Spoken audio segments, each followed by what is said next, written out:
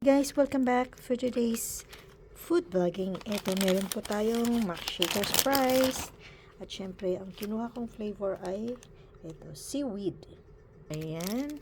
So, ilagay na natin ang seaweed seasoning. Ayan.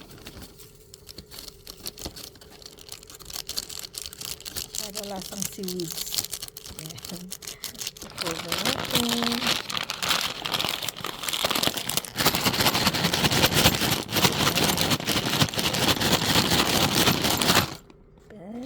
Ito, ayan ang seaweeds.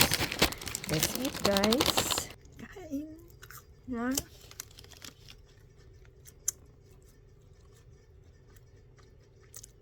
Tastes good.